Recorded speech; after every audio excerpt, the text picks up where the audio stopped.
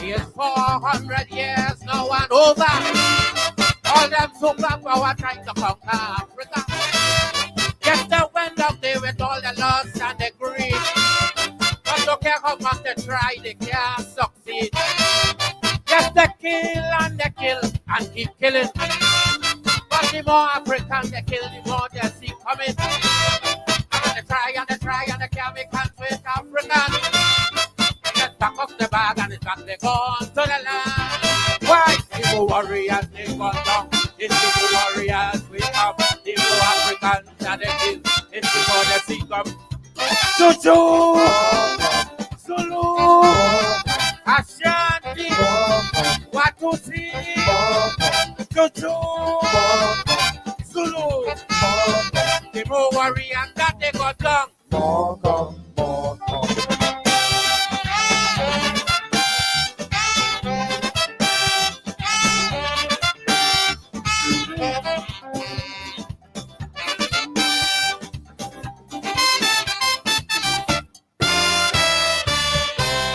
We get back Mozambique so easy. Zimbabwe and Angola are ready. And if it's one thing I saw now and never. Namibia and South Africa around the corner. Yes, it's one bounded from on Hiroshima. And they get the whole of Japan to surrender. And the 200 years red cloud and the reservation.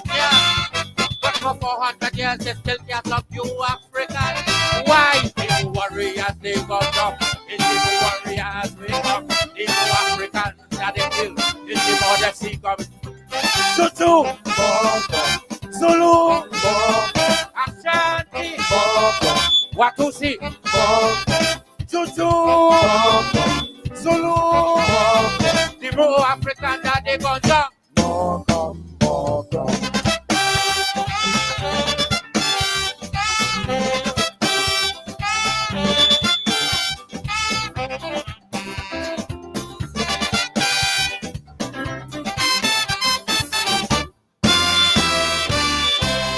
They deal with Lamumba long ago.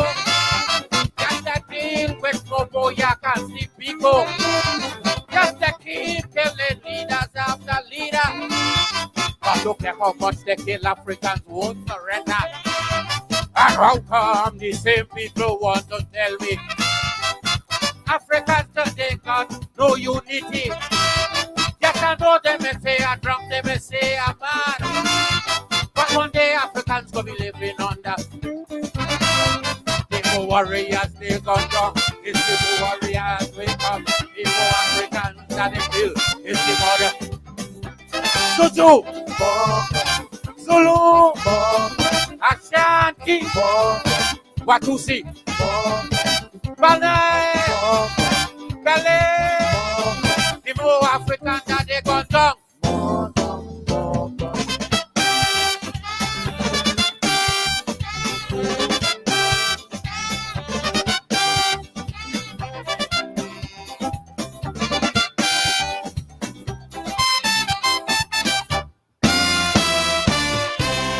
Yes, them have the gun and them have the bomb. Yes, it's them making all the nuclear weapons.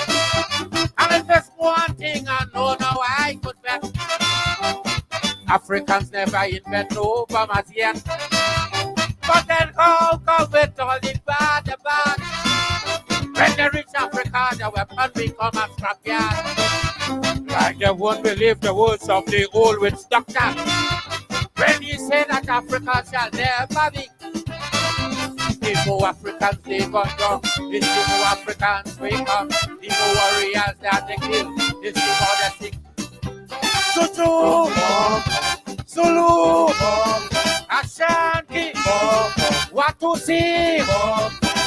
Same people want to tell me Africans today got no unity.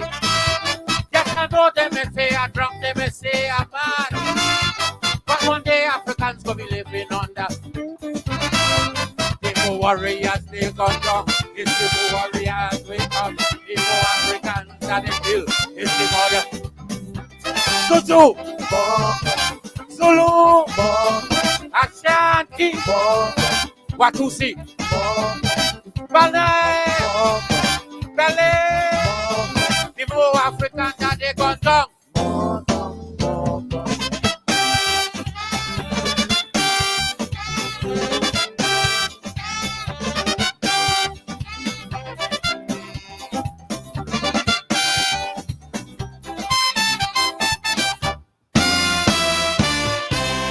Yes, them have the gun and them have the bomb. Yes, it's them making all the nuclear weapons. And if there's one thing I know now I could bet, Africans never invent no bombers yet. But then how come with all the bad? When they reach Africa, the weapon become a scrapyard. Like they won't believe the words of the old witch doctor. When he said that Africa shall never be. The more Africans they gone down, it's the more Africans we come. The more warriors that they kill, it's the more they sing. Zulu, Ashanti, Watusi, Zulu, Ashanti, Watusi, Makandele,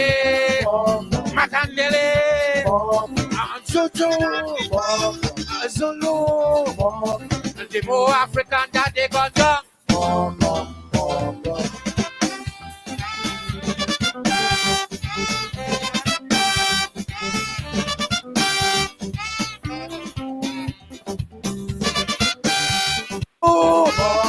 Ashanti, Watusi, Zulu, Ashanti, Watusi, Makandele, Zulu,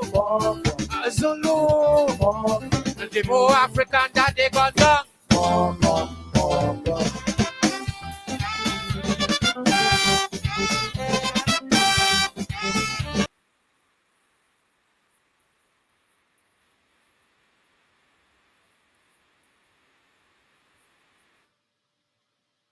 The black man himself, Black Stallion, Dr. Leroy Calise, more come, the more African that they gone down, the more African come. Africa shall never be conquered.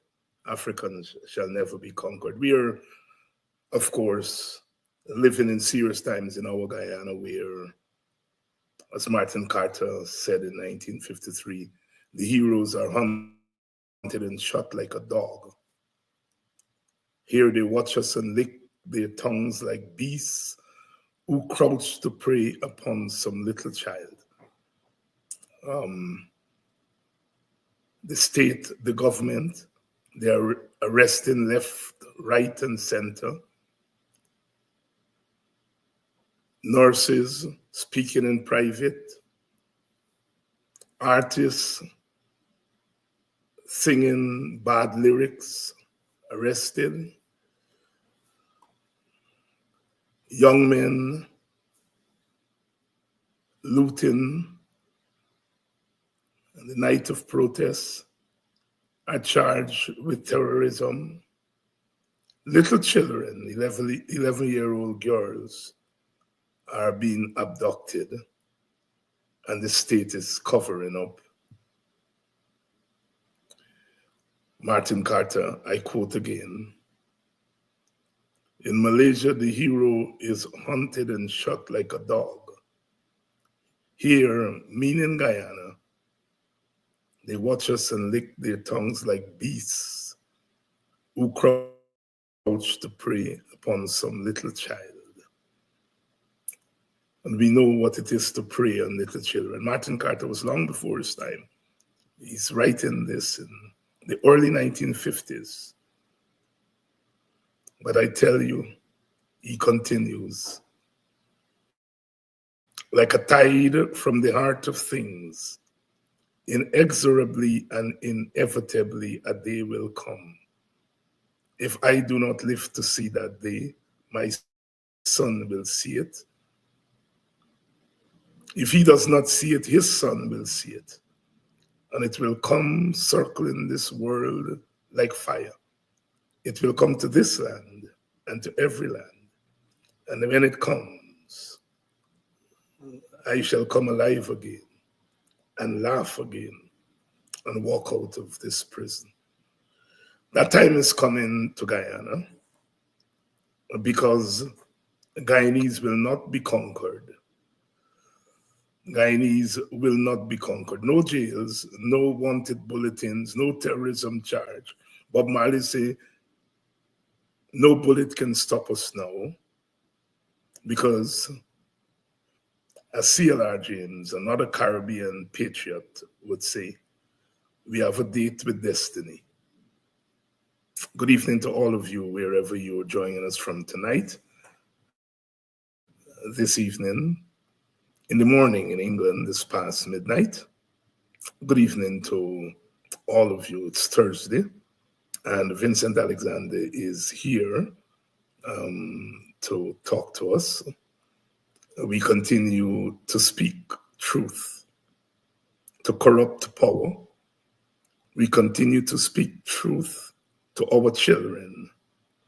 We continue to speak truth to our gods, because the truth ultimately will set us free. When evil stalks the land, then the bullhorn of justice must sound far and wide. And that's what we're doing. And that's what they fear. I think it was Bertolt Brecht who asked, why do they fear the open word? Why do they fear the open word? They have good reason to fear the open word. Mohammed has been charged today with underpaying taxes for a vehicle. I think they said back in 2020. Well, we know 2020, the president was driving Mohammed's bulletproof vehicle. Is the president complicit in the Mohammed's underpaying taxes for the vehicle? In a normal country, that would be a question that reporters would be jumping over each other to ask the president. And in some countries, the president would already resign. Anyhow, this is Guyana. Welcome to all of you. Welcome, good evening. I see that you all are gathering, and I think we're ready for Vincent. Let's bring him in. Vincent, good evening. Good evening, David, to yourself and all of the viewers and listeners. And of course, we are living in serious times, busy times, but you may ask me whenever we were not busy and serious. All right, Vincent, I know GCOM had a meeting today, and with everything that has been happening with the Adriana Young issue, we tend to take our eyes a little bit off GCOM. So I want you tonight to bring our eyes back to focus on that body, because that is the body that is responsible for elections And thanks to you, we have been keeping an eagle eye on what's happening there. Tell us where things are. What's on the agenda? What were the big issues that engaged the attention of GCOM this week? David, let me preface my comments on GCOM by something I have said ad nauseum. It's quite unrelated to 2020 or any other such event. And that is, we have an electoral system which will not deliver to us the kind of government and governance required for the plurality that we have to confront in terms of the Guyanese society. So yes, GCOM is preparing for elections, but I emphasize and re-emphasize that elections as presently constituted do not represent the kind of process that delivers to Guyana a government and subsequently the kind of governance that's required in our circumstance. GCOM continues to prepare for elections. But in doing so, I continue to make the point that GCOM is not doing all that's required, even in the context of our electoral scenario, to conduct a free, a fair election and to ensure that every electorate has the opportunity to have his or her vote cast and valued equally. So there are a number of things that, in my humble opinion, should be done, which GCOM has either decided not to do or which GCOM is dragging its feet on in a manner that will not see us doing it in time for elections. So we know that GCOM has made a decision, logically, that they will not embrace the capture of fingerprints digitally for registration purposes, and they will not embrace the use of fingerprints for identification purposes at the place of poll. And those are two critical things, in my humble opinion, because what those two things seek to do is to make the whole voting process an effective process. An effective process, because if we were to capture fingerprints digitally, it will reduce the problem which we have, and this is not a disputed issue, that we are not in a position to cross-match absolutely all of our fingerprints, because manual fingerprints very often are not fit for purpose, and therefore we can't cross-match. And if we can't cross-match all of our fingerprints, then that can allow for duplicate multiple registration, as has occurred in the past. Also, if we do not use fingerprints for the purpose of identification at the place of poll, it will allow for the kind of situation that occurred in 2020 and probably before, where persons who are not present because they're overseas and or deceased are voted for. And whilst there are those who would like to contend that this is not a serious matter, the fact of the matter is that evidence has been produced to show that there was multiple voting at the last elections, and GCOM has not engaged the matter in a manner to correct any gaps in the system, and I dare say that there has been a cover-up in this matter, most manifested in the way in which the Attorney General corralled all of the evidence, contended when corralling the evidence that he will prove that the evidence, in fact, was fraudulent. And over 2 years, that evidence has been corralled and no attempt has been made to use it to prove otherwise. And so, notwithstanding the contention that we have all the perfect systems, we have evidence that those systems have not worked. The mere state of our ID cards, some of which date back to 2008, do not make it possible for our system to work perfectly. And there are those who are seeking to ensure that there are no changes to the system from that perspective.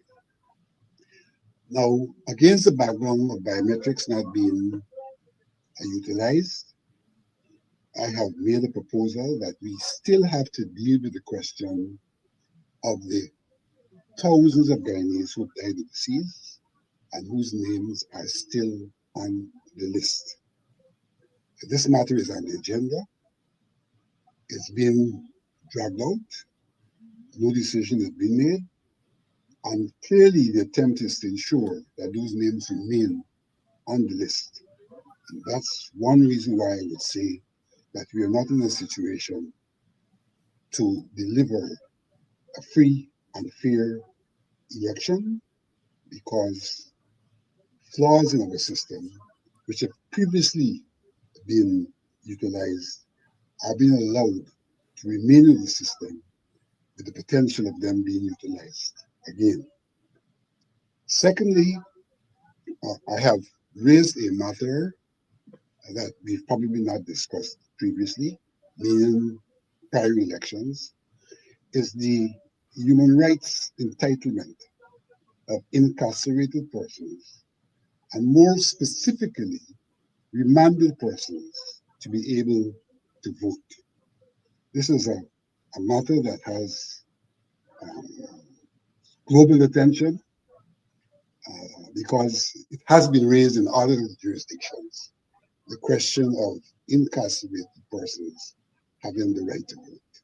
Again, this matter is being pushed back on all sorts of contentions. For example, the contention of the chairperson is that there is the Prisons Act forbids that anybody should have contact with prisoners, and therefore, in the face of that, we cannot deal with the prisoners unless there is legislative change. I don't agree with that contention, because if one reads the Act carefully, one will see the Act specifies that you cannot deal with prisoners for unlawful purposes. For unlawful purposes, the Act specifies that. And getting a prisoner registered and or cast a vote certainly cannot be an unlawful purpose, particularly in the face of our Constitution, which specifies that one has the right to vote once one is registered and one is a citizen of Guyana. And of course, there's the issue of the Commonwealth citizen as well. And therefore, in that regard, I would contend that prisoners have the right to vote. And the extent to which the law specifies that people who commit election offenses are suspended from voting for a 5-year period, and people who are insane cannot vote, is the extent to which all others, I will argue, have the right to vote. And if GCOM is to fulfill its mandate, it has to find a mechanism to provide for the incarcerated to vote. But we are dragging our feet on that, and again, trying to move in a direction where this will not be realized. So that the point I'm making is that a number of things which can be done and which should be done, even in the circumstance of an election that is dysfunctional in terms of democracy, even in that circumstance, these things are not being done. Similarly, we have not yet resolved the question of the Commonwealth citizens. We have a law, which is a recent law, that speaks to somebody who's a Commonwealth citizen having the right to vote if he or she has been resident for 1 year and if there is evidence that the person intends to be domiciled. Now, in the past, we have simply taken the 1 year and registered Commonwealth citizens. The question of domicility has now arisen. Again, we have not finalized that matter. Again, we are dragging our feet in that matter. And in the instance where the AG was written to advise on this matter, the advice has completely ignored the question of domicility and simply suggested we should proceed as we have done in the past. So again, here's another issue that has not been resolved, that is quite clearly requires a resolution by us determining what do we mean by being domiciled. Will someone who simply lived here for 1 year as a Commonwealth citizen and probably has a 1 year job permit, does that mean that person is domiciled? And that question is not being answered. In the face of a non-answer, we're saying let's continue to have such persons once they've been here for 1 year to cast their vote. You know, and it's so ironical that we have to rely on an Attorney General, or not have to, but are made to rely on an Attorney General who is clearly partisan, and therefore is not likely to render advice that is impartial and objective.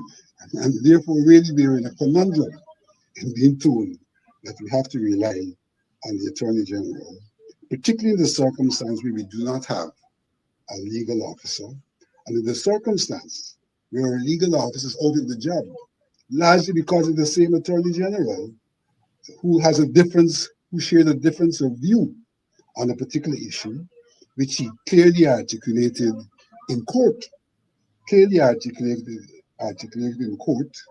and had the LO fired because he sought to give a different view on the matter, a view which did not conflict in principle with the written submissions which we at GCOM had been exposed to and had not objected to. So you see clearly where the AG sits, and GCOM in its part sits on this matter. So we are certainly going towards an election in which, whilst we are doing the things that are routinely and normally done, we're not addressing the issues that ought to be addressed if we are to strive to fulfill our mandate by delivering free and fair elections and giving every citizen who has the right to vote the opportunity to do so. And one other matter that also falls within that context is the question of the stamping of the ballot papers. We have had many incidents in the past over a number of elections where the ballot paper, the single ballot paper, and emphasis on paper, has to be stamped at the top and at the bottom, so that when there's a division of that paper, each ballot, the ballot for general elections, has the stamp, and the ballot for regional elections has the stamp. And we have had the circumstance where from time to time there's only one stamp, and therefore one of the ballots is not considered a valid ballot because it's not stamped. And the extent to which this has been reoccurring, we have now argued that a mechanism should be put in place to ensure that both the top and the bottom, the general and the regional, are stamped. The response to that is that, well, we will do work with our officers to make sure that they do the right thing. That is work we've been doing all the time. That is work which is commendable. But that is not work that ensures that, in fact, authenticated ballots are counted. What do I mean by that? If you have one ballot paper with two ballots, it's one paper, and there is a stamp on one half of the paper, then that is sufficient evidence to say that the other half is also authentic. It's not yet divided. It's one document with the stamp. So clearly that document is authenticated. And if we discover that the second half is not stamped, then we could put that stamp on before we divide them so that we have two authentic ballots. And there's a pushback on that, contending that the law does not provide for that and that we should rely on education. And there are two issues here. If the law does not provide for that, and we realize that there is that mischief, that problem, then we can go and have the legislature address the problem. And here is where GCOM is very, very reluctant. Though we identify problems which may require legislative reaction, GCOM has been very reluctant to approach the legislature to say, here is a matter that needs to be rectified, to provide us with the means of ensuring that we conduct free and fair election, and an election that allows every electorate to be able to cast his vote, and for the value of that vote to be no different from the value of another vote. So we are faced with serious problems as far as I'm concerned. The proper conduct and proper delivery, free and fair election, and we are allowing each electorate to cast his or her vote with equal value being attributed to each of those votes. Vincent Alexander here updating us on, excuse me, on GCOM and its preparation for election. Quite depressing. The long list of things that need to be corrected for us to talk about a free and fair election. And on this 11th hour, that list, instead of getting smaller, that list is getting bigger and bigger. Vincent, the international community was very much involved in the 2020 election, involved at the level of quote unquote observing the election. Some people argue, including myself, argue that they were complicit in installing the government. But they also made recommendations, because all of them, including CARICOM, said that GCOM is broken. CARICOM, if my memory serves me correct, went as far as to say GCOM in its present state cannot deliver a free and fair election. Of course, they signed off on the 2020 election. But they made recommendations for reform of GCOM. I know the EU has been in Guyana. The question I guess I'm asking is, has the international community been engaging GCOM on these matters? It seems to me that a community that puts so much store on electoral integrity, that pronounce on the paucity of integrity at GCOM, could be silent 5 years later. I wouldn't say that the international community is altogether silent. Okay. But I would say that the difficulty that we are faced with in the first instance is when the international community interfaces with GCOM, they're not interfacing with a homogeneous body of people. They're interfacing with people who have different views, and therefore there is no one position that GCOM responds with, even as they put one position to GCOM. So that's a part of the difficulty, I think, that we are faced with. And so the problem is not merely a problem of interfacing with GCOM. It's a problem of them being strident about the changes which should occur, as they were strident, rightfully or wrongfully, about the conduct of the 2020 elections. I don't see the community being similarly strident as they were in 2020. Though they have, in fact, interfaced with GCOM, and those matters have been raised with them, But when those matters are raised with them, they're raised with them by a side of GCOM and not GCOM as a collective body, because there are those in GCOM who are responsible for the non-implementation of the recommendations. There are those in GCOM who are responsible for us not having a review of what occurred in 2020, which if we had, we would have been able to address the question of the deceased and the absentee voters being voted for. We've been able very early to address those questions, because a part of what is now being said is that we don't have the time to do these things. But we are the ones who refused post 2020 to sit down collectively, review, and see what actions should have been taken.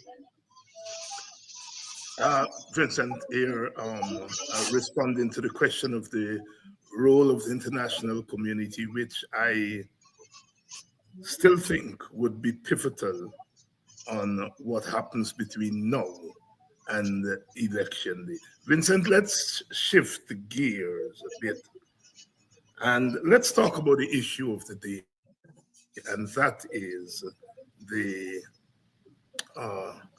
disappearance and death of a young girl, 11-year-old Adriana Young. And I want to pose the question to you that I've posed to myself and to all the guests who've come here, because I think we are in the presence of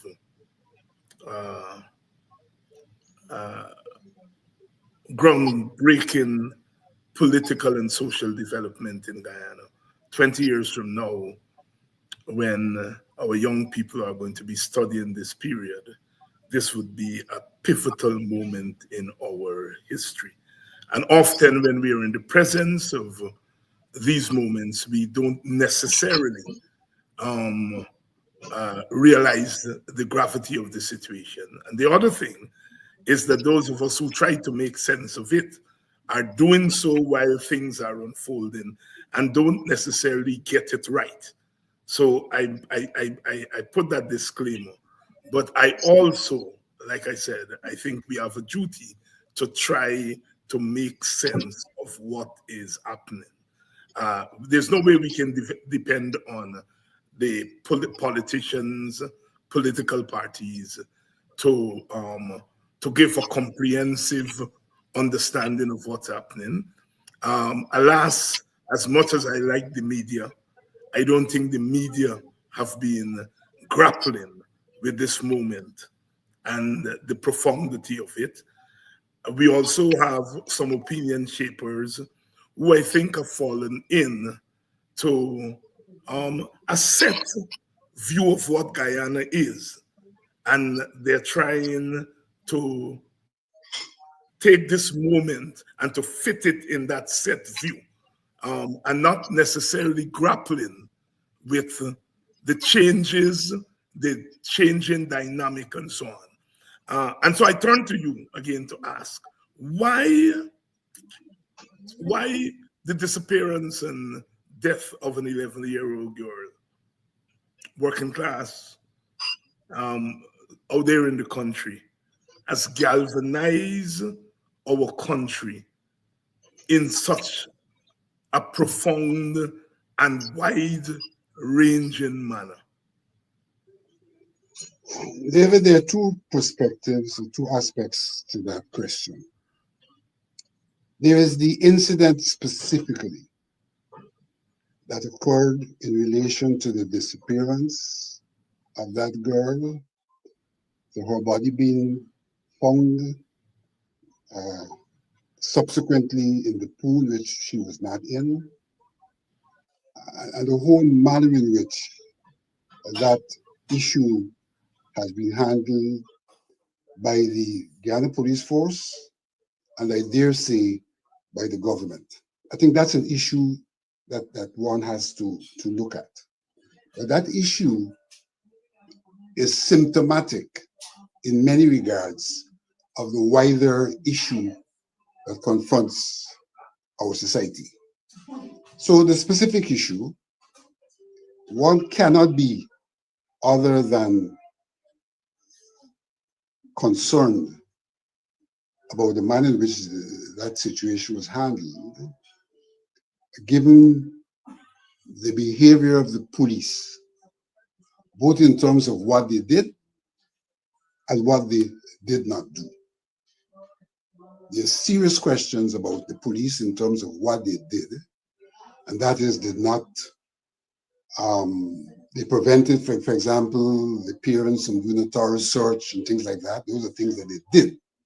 And what they did not do, they themselves did not do the thorough job the police should do. What they also did was to provide false information that sought to distract from what was really happening. So we have a serious problem with the operation of a police force in terms of what they did and what they did not do. And clearly shows that our police force is not fit for purpose, or probably does not fit purpose.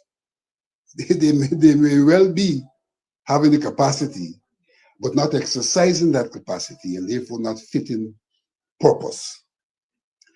And the government comes in to that scenario as well. And I want to make some specific references in that regard. Not much mention has been made about the Prime Minister's appearance on a talk show out of the US. I think it's called the Gideon's Talk Show. In that talk show, one of the things the Prime Minister said with tremendous clarity, he said, as I appear on this show at this time, our relevant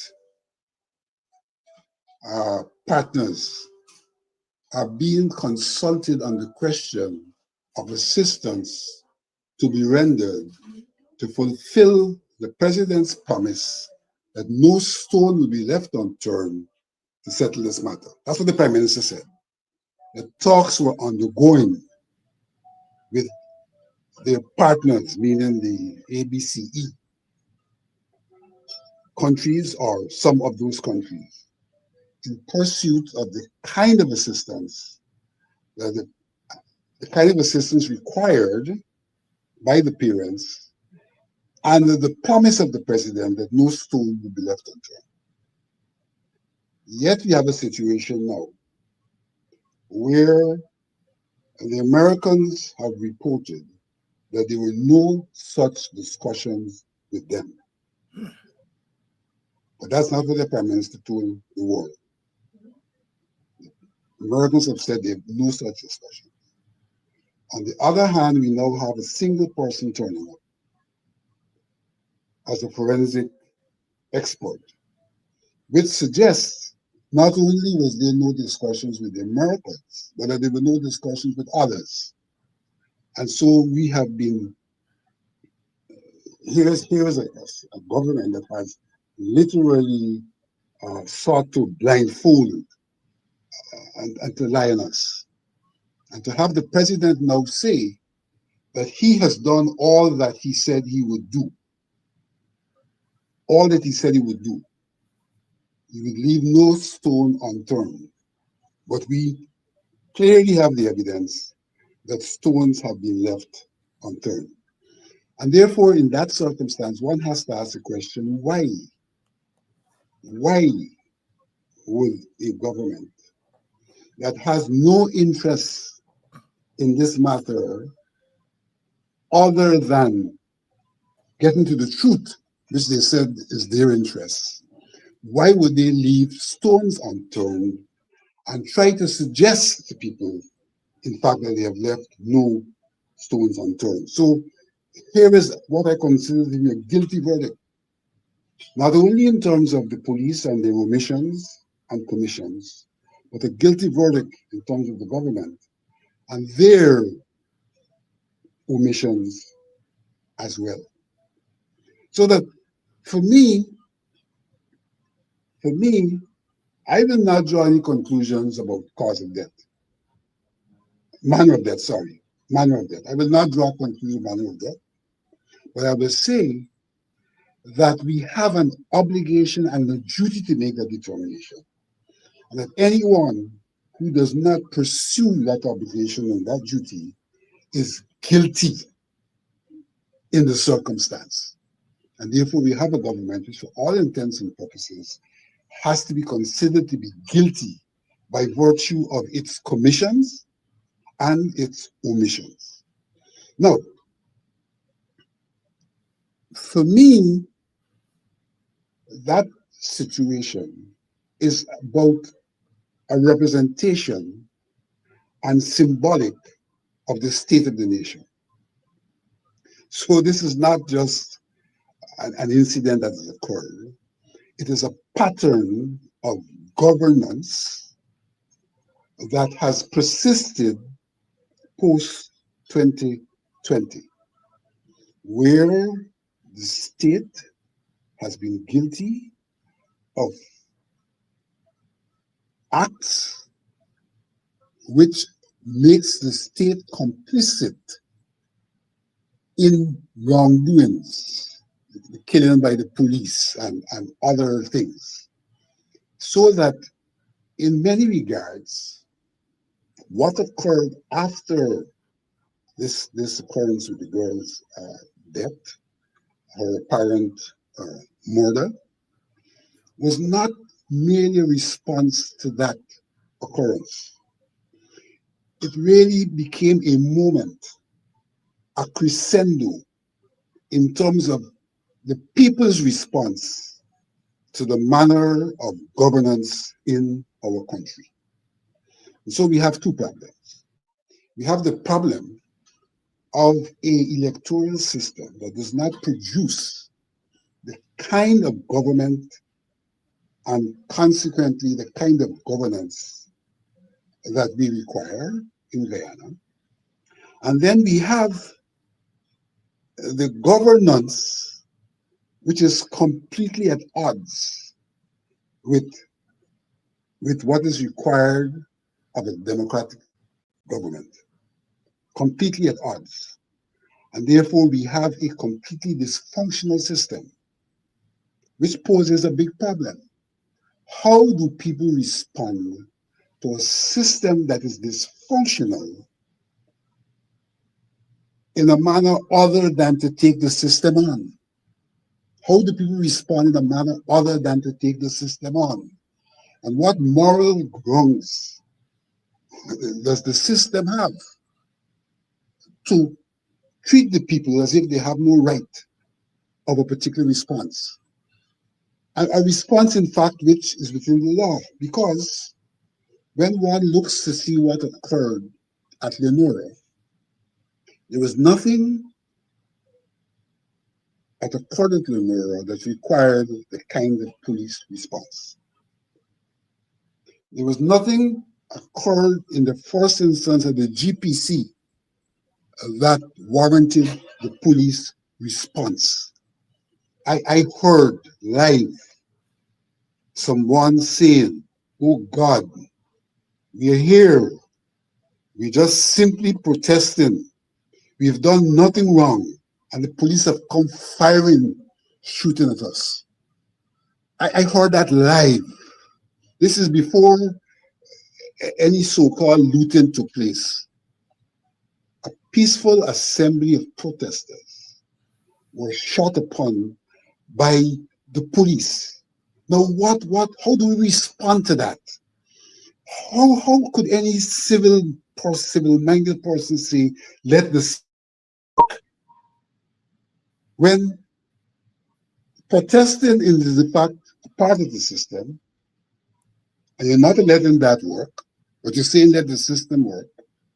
And at the same time, you're saying let the system work in the face of a system which is eroding all of the principles of the way in which the system should work, and interfering with the rights of the citizens with absolutely no recourse. No recourse. So the citizens are in a conundrum. They are in a society that is dysfunctional, both in terms of how it determines its leadership and in terms of what the leadership does to it. And what the leadership is doing to it is completely in conflict with the norms of a civil society, of a civic society. So Guyana is in a crisis. And I don't know that crises are resolved by saying, let the system work, because the system is itself the source of the crisis. So we have two problems. We have the big problem in the individual case, and we have the wider problem, which this case provided a moment for people to express their concerns about, because we're talking about what happened in Linden. We're talking about a government that is not inclusive, that refuses. Imagine the parliament was not allowed to debate this matter. Imagine that. The parliament was not allowed to debate this matter. Imagine 2 days ago, if I'm not mistaken, a small group of 7 to 12 persons turned up to protest outside of the convention center and are told that they cannot assemble outside of the convention center. And what the police seek to do is 2 blocks away to put up barriers to prevent people from being involved in peaceful protest, which is a norm in any democracy. You just have to watch the television and see what happens in America, or what happens in Australia, or what happens anywhere else in terms of protests. The people are not corralled in the first instance. They're not shot at in the second instance. In Guyana, they're corralled and they're shot at. And then the government claims it has some legitimacy to be our government with all of this dysfunctionality. We are in a crisis, and the citizenry is faced with the question of how do we resolve this crisis, because our electoral system is irrelevant, and the governance that we are exposed to after those who are elected are put in place is also dysfunctional, and therefore we're not enjoying our rights. So what right does the government have in those circumstances?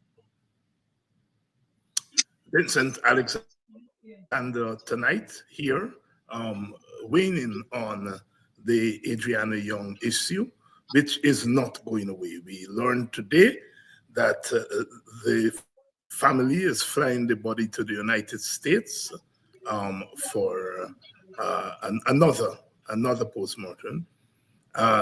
We learned that the government is digging in its heels and doing everything.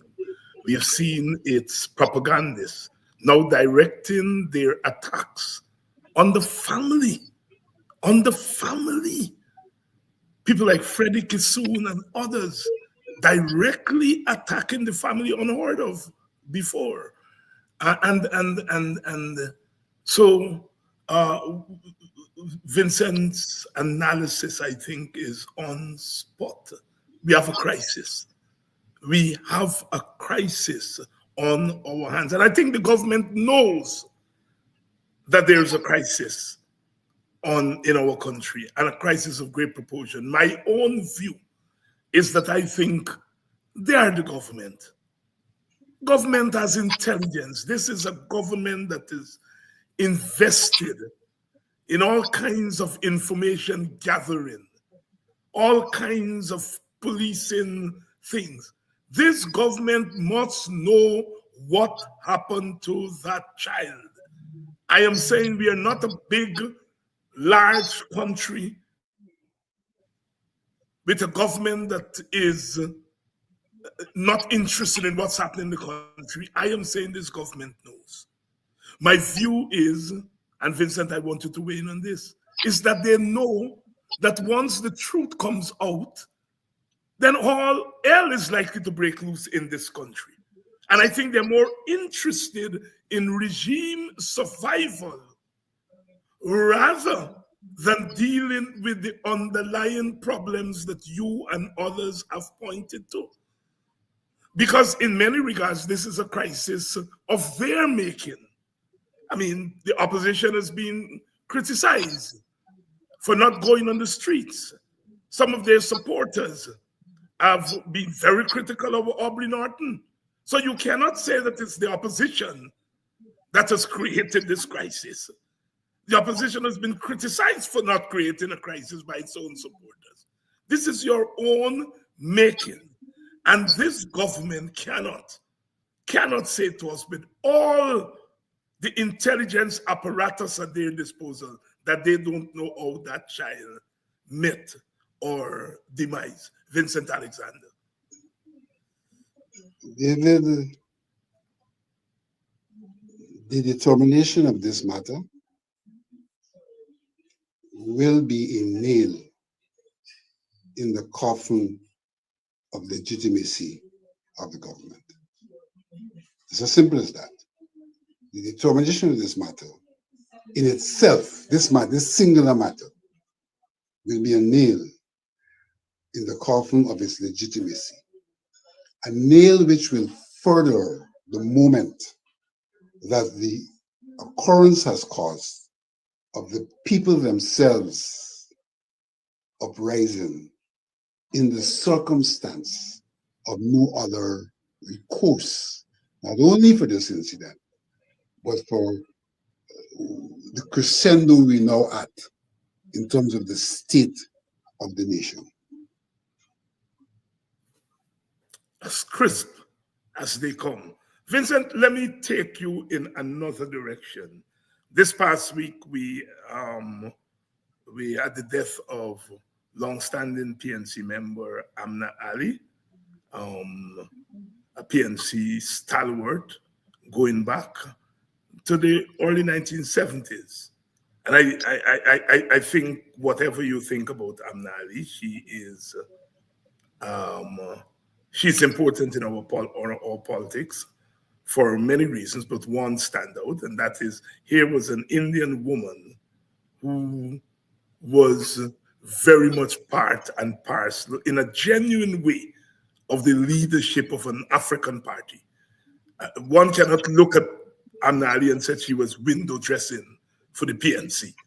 I have seen PNC Africans shaking their boots in front of Amna Ali.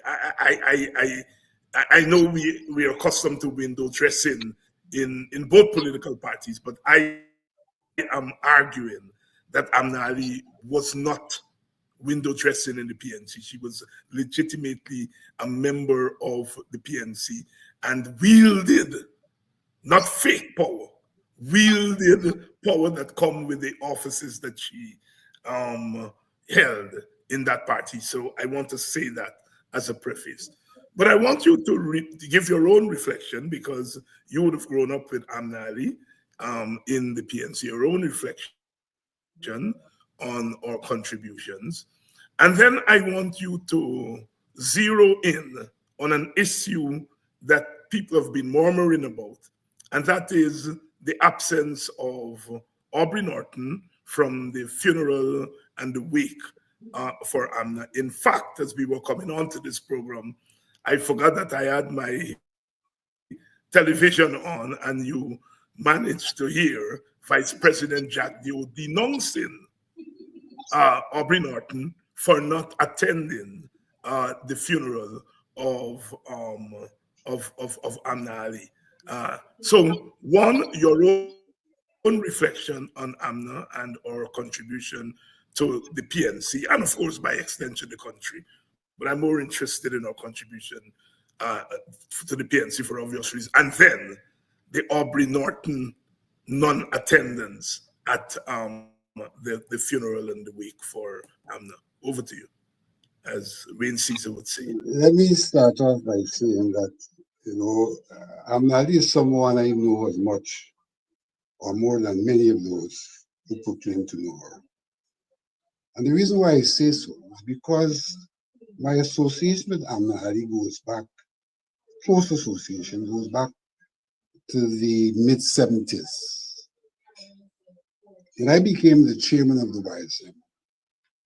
I have vivid memories of, on weekends, going up to the Edward, to Amna's home, and doing political work in West Berbice, particularly in the Rusignol, the Edward area, towards the formation and the maintenance of the YSM in that area. I go that far back in terms of my association with Abnali. Sunday afternoons, Saturday afternoons, I leave Georgetown, I go to the Edward, I pick her up, there are other comrades with her, and we walk those villages in pursuit of establishing and maintaining the presence of the YSM in that area. My relationship with Amna Ali continued, I would say, until the Congress where Aubrey Norton was duly democratically elected. For whatever reason, after those elections, Amna's disposition towards me changed, and he was the person responsible for the conduct of those elections. Amna Ali was integral to the party, its growth, its development, and its successes. There's no doubt about that. Integral. She had a very strong personality. She did a lot of work in terms of the work of the party, in terms of the party's outreach to people and all of that. One cannot take that away from Amna Ali. But you know, I had reason to part company with the party in 2007 for what I consider to be the party not embracing the correct political culture. And I must confess that if I'm to say anything negative about Amna Ali, is that she was integral to the reason why, not she as a person, but her politics was integral to the politics I sought to distance myself from. And so that is what I would say about Amna Ali. She has gotten a lot of accolades for the work she has done. And I have noticed in all of those accolades, there's always that little comment about, no matter she might have cursed me out and things like that. In the main, she's a significant contributor to the party, but unfortunately also embraced that element which I think is critical to making the party different and making the politics in Guyana different. I was impressed that in the circumstance of her death, after she had resigned from the party, and in resigning had said that she would prefer to see the PDP government than a government under Narkin. I was impressed that the party came out and made a glowing tribute to Amna Ali. I think the party exhibited a certain level of maturity in that regard, a glowing tribute. A tribute as good as or better than any other tribute that may have been made in relation to Amna Ali's death, and the party should be recognized for that. And that has to be ultimately attributed to the leader of the party. It has to be ultimately attributed to the leader of the party. He may not have been expressing his own views, but certainly he sought to express what I think was the mass view of the party, minus saying anything ill of the dead. Minus saying anything ill of the dead. And that is what one expects in a moment like this. That's what one expects. Jagdeo. Jagdeo has absolutely no moral authority to speak on these matters. And Jagdeo speaking in this matter is just another instance of political wickedness. That is what it is, nothing less than that. Here is a man who is on record of maltreating ill-treating, trampling on a woman whom he professed to have married. Treat her like dirt. And this is public knowledge. Treat her like dirt. And became the president of this country after doing that. And has the gall to pronounce on who is worthy to be leader of what. Jagdeo has no moral leg to stand on in this country. And all the people who do not criticize him for it, who do not hold him over the coals for it, are complicit in the treatment meted out to Vashni. And they know what the treatment was. They know, they're all complicit. And so Jagdeo has absolutely no moral legs upon which to stand in talking about anybody's leadership, including the leadership of Norton, as he is sought to do, using the moment of someone's death to get involved in his normal, wicked politics. Having said that, I have known Aubrey Norton as long as I have known Hannah Ali. I've known Aubrey Norton as long as I've known Hannah Ali. And we have had various discussions on various matters in which we may have differences. And one of the matters in which we have differences is very, very current. This whole question of the middle class. The whole question of the middle class. And he is presently suffering as a consequence of classism, I dare say. But one thing Aubrey Norton always said in his criticism of the middle class is that a quality of the middle class is an attribute, better to use the word an attribute of the middle class, is hypocrisy. He's always maintained that one of the problems he has, why he distances himself in some regard from conforming to middle class behavior, is that a lot of middle class behavior is hypocritical. Is that they do things that are not acceptable, but they clothe them in a manner to make them acceptable. And that he, Aubrey Norton, was not prepared to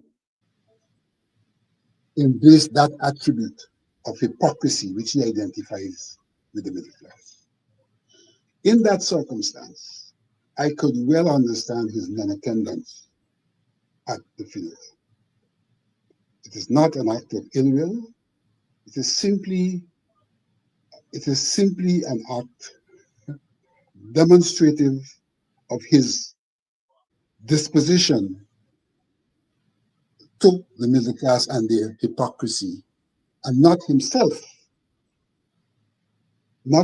seeking to be hypocritical in his conduct of himself. So I can contextualize his absence in that regard. As party leader, his party has done what is correct. He has a disposition to hypocrisy. And given the relationship that Amna Ali spoke about between herself and Norton that she will not see as president and would prefer the PDP to be the president, then it would be highly hypocritical of him to go demonstrating all those demonstrations that you got from people like Malik Chan and all of those, which are elements of hypocrisy that Norton speaks about. So, one has to respect him for embracing a particular disposition and principle and living that disposition and principle. And in fact, that may well be a strength It may well be a strength rather than a weakness. So I don't have to deal with the question of Norton's non-attendance in the context of Jagdeo. Jagdeo has absolutely no right to comment on this matter. Absolutely no right. Right? But I have sought to contextualize Norton's absence. It may not be the reason, but I am contextualizing it from my understanding of the Norton I know, and my understanding of the relationship between Norton and Abner, a relationship which she spoke to in public, and therefore there could be no doubt about the chasm that existed between the two of them and the hypocrisy that would have been evident if he had gone saying glowing things as if everything was hunky-dory. As frank as you can get, and I have been hesitant, Vincent, to engage you on these matters publicly, and I'm so glad that tonight we've broken the ice. I know your relationship with the party at a formal level ended in 2007. As you've repeatedly said, you've not renewed your party membership, so you are technically not a party member. But anyone who knows you and knows Guyana politics will know that you are a PNC man, a party man. And I think it points to the complexity of our politics. I have on this program, and even here tonight, you see some very negative comments about Aubrey Norton. Some of them I'm sure comes from a place of sincerity and objective analysis. But I have sought to raise the question of class here. I made the point, Vincent, that in hindsight, Burnham and Barrow and Manley and Williams and so on, they created a new Afro-West Indian middle class that is not grounded in status, but more in education and education mobility.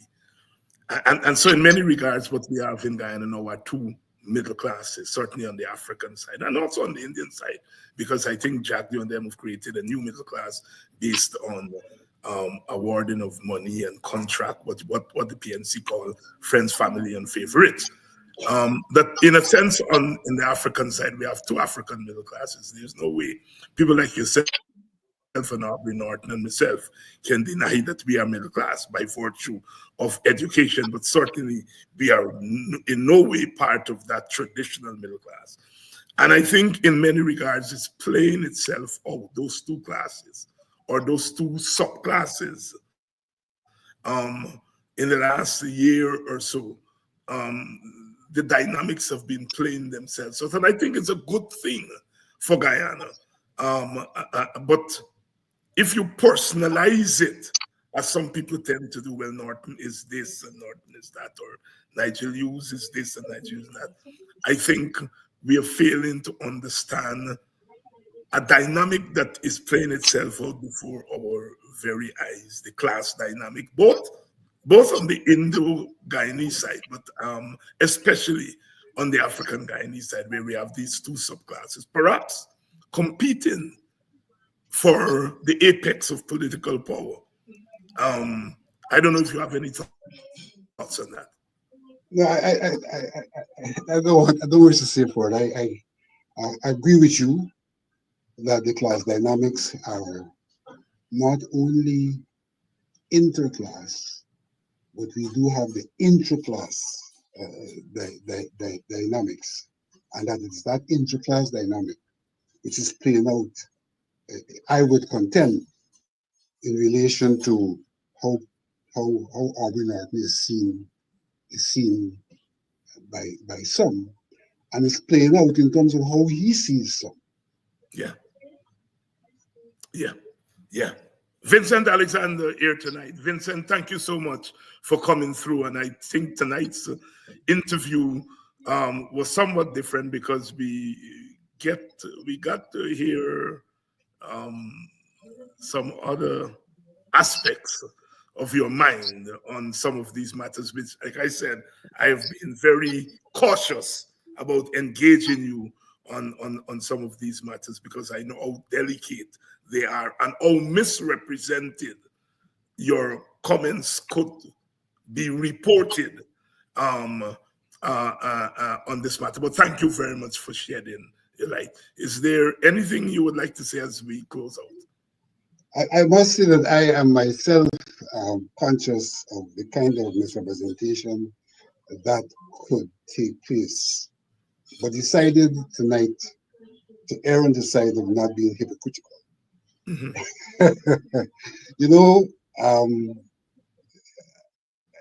you may recall that some years ago I had made some statements and was taken on for those statements in relation to issues of quotas and so.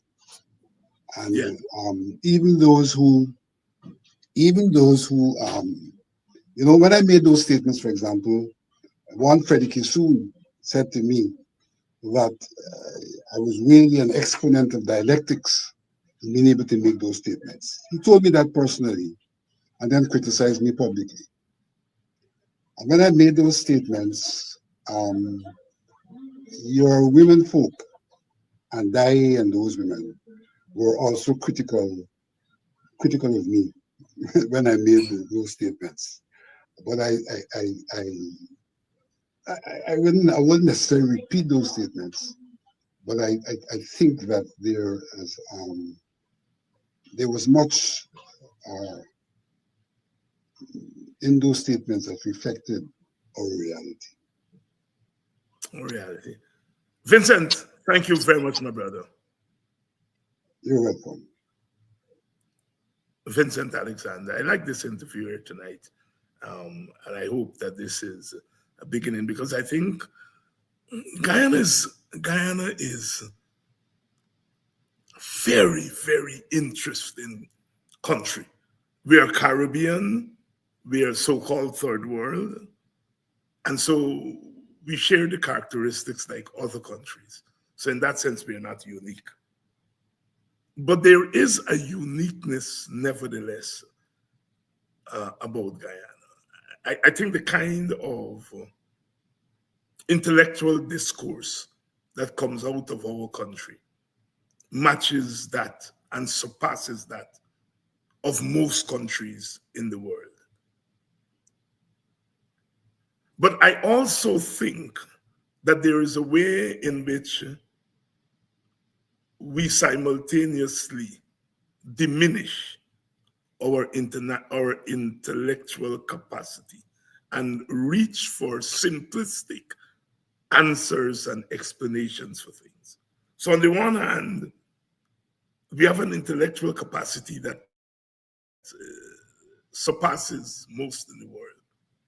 But simultaneously, there is a dumbing down of that intellectual capacity that makes Guyana such a difficult place. As I said, I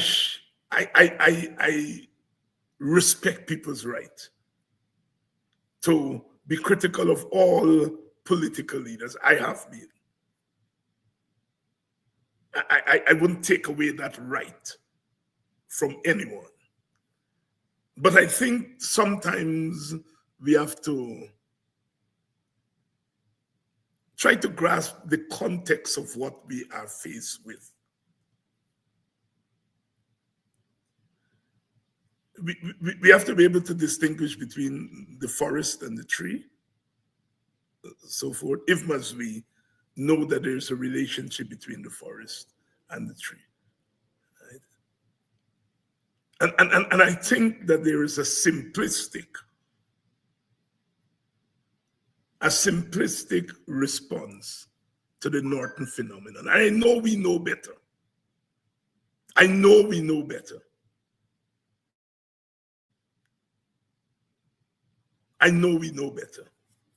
The Norton phenomenon is a very complex phenomenon. Guyana's been, I remind people, when Burnham came back to Guyana in the late 40s, he experienced the Norton phenomenon. Some of the Burnhamites say were criticizing Norton either don't know that or don't forget it. He was dark-skinned. He was from the lower middle class. He was a country boy because at that time Kitty was country. And he was treated shabbily by the red-skinned middle class. Some of them found him unelectable, as you're all saying about Norton. Burnham faced the same class phenomenon. My own mentor and leader, A.U.C. Guyana, was once called a country boor because he refused to move to Georgetown when he became a minister in 1953. Because he picked up women carrying their load to town in the government car from Buxton to Georgetown. They call him a country boor. That class thing that Norton is facing, and by extension, the rest of us, and that some of you are not engaging.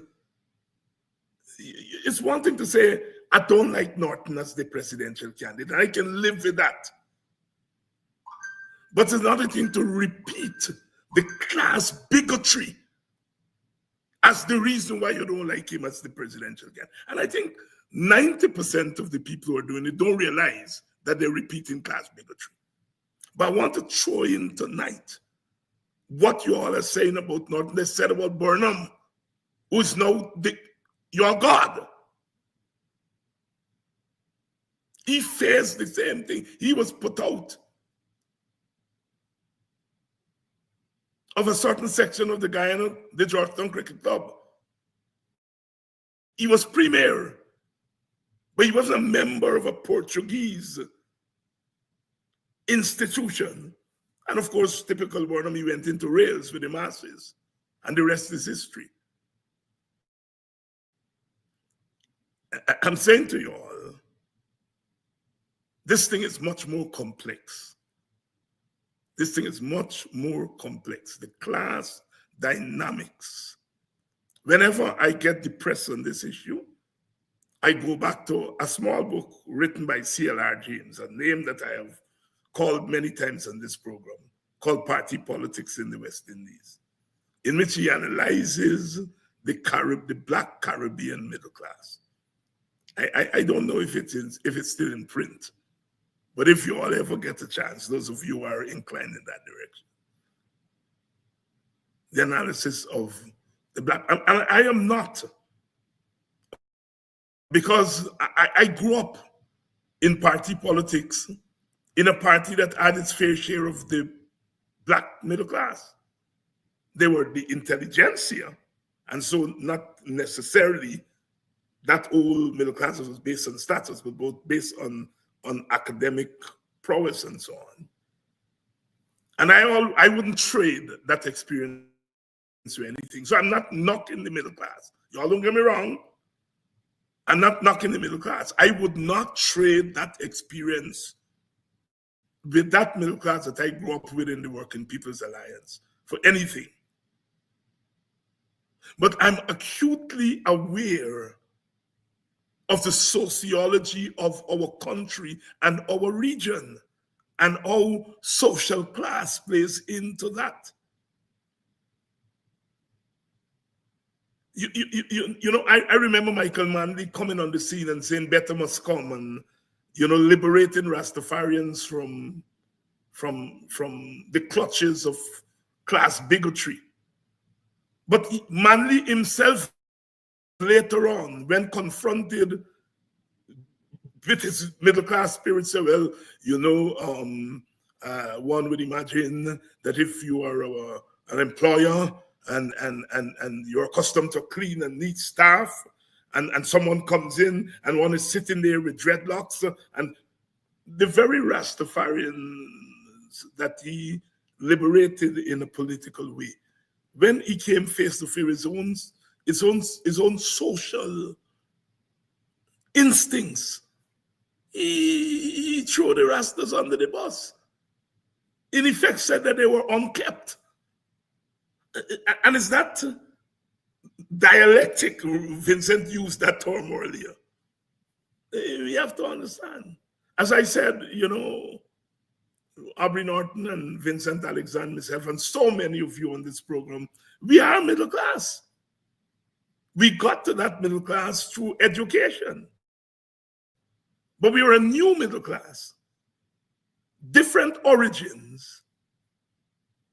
We are much closer in social habits to the working class. Right? We are much closer in social habits to the working class. I mean, Creoles come out of the mouth easy. That old middle class Creoles don't come out of the mouth easy. And it's more in terms of distance. And I'm making these comments here tonight because, as I'm saying, Guyana is changing in front of our faces. And sometimes we are not aware that we are part of this big change. And so we don't necessarily search for fresh ways, I don't want to say new ways, fresh ways of analyzing our being. I mean, Jack Dew and them sought to socialize the African scrapers, as they call them today, socialize them as mercenaries. When they talk about crossover forces, those boys they're talking about. Because they felt that if they control them, they control the street force. And so they developed the street force, which has now come back to bite them. Because they didn't have an understanding of African Guyanese and African Guyanese history and African Guyanese culture. So they took the African Guyanese scrapers, as they call them today, for granted. They thought that these were robots that you can just use like that and so on. But it's their baby that has come back to bite them. And it is because they didn't understand.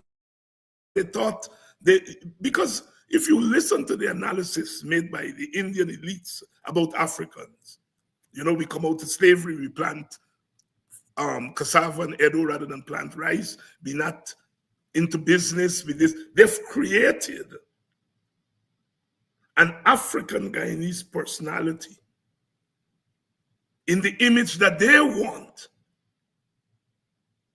which is not necessarily, which is not the real African Guyanese personality. And that human beings are product and shapers of their social reality. And so when these boys now are biting them, they want to blame people like me and the political leaders and say, we are the ones who socialize these boys. We didn't socialize them. Those boys were walking around with bullets with our names on them. Because those are the boys that they socialized to kill us. And they did kill Waddle and Crummy Wing and 400 youth. The Phantom Squad is the PPP's invention. And that Phantom Squad has now come full circle. Because that Phantom Squad, or that culture that they sought to create in the African Guyanese community, is an alien culture in many regards. And, it plays itself out. There's a limit, There's a limit to this concocted thing. And so I'm saying that to say that I'm not asking us to be intellectuals, but I'm asking us to understand the breadth and the complexity of our society. We are small nations in terms of numbers, but the Caribbean is perhaps the most complex region in the world. It is the meeting place of several cultures, sometimes conflictual cultures. We were the center of European modernity. We are the center of the evolution of modern capitalism. That is why Eric Williams wrote Capitalism and Slavery. Small nation, but very complex. You all are first world people dressed in third world clothes. But sometimes we confine ourselves to the third worldism and not recognizing that our society beckons us to move beyond that. We are perhaps the most complex region in the world.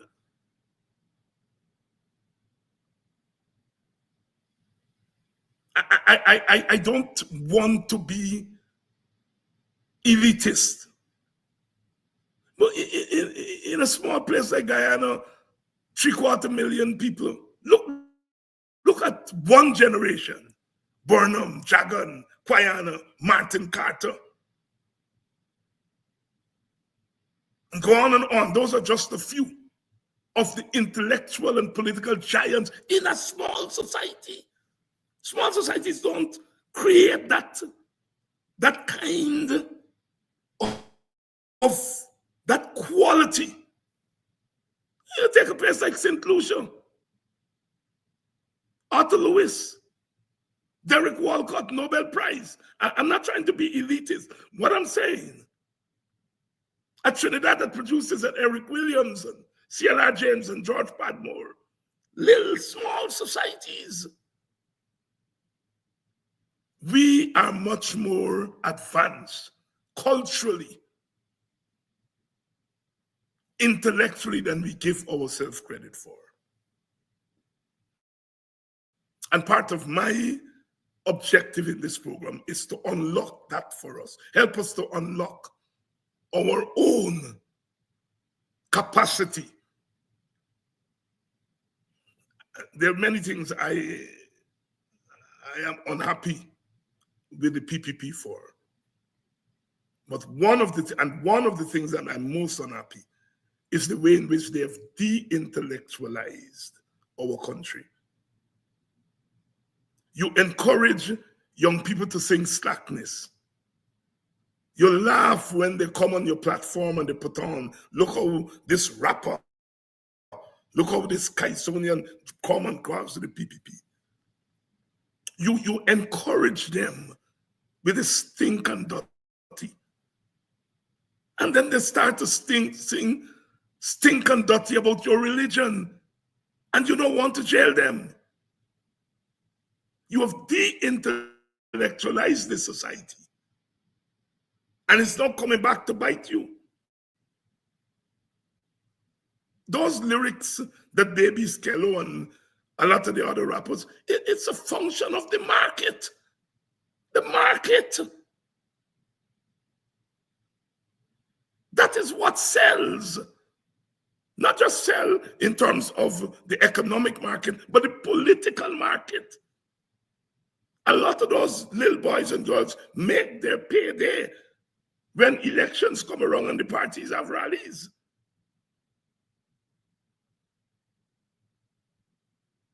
Baby Skello sings that because there's a demand for it politically, economically. It's the market. But no, your religious compatriots say he's singing against the religion and you want to jail him. Contradictions of our society. We're not going to stop, sisters and brothers. We are not going to stop to try to make our country a better place. The burden is on us.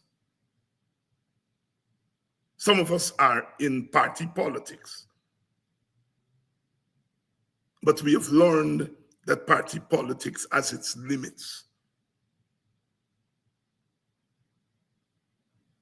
Good night. I'll see you all tomorrow night. I hope to assemble a big cast like Kwesi Ojinga. Crazy used to get 30 people on the stage. So crazy, there's plenty people for police. I buy me like big cast. We're gonna try to assemble a big cast there tomorrow night to round off the week.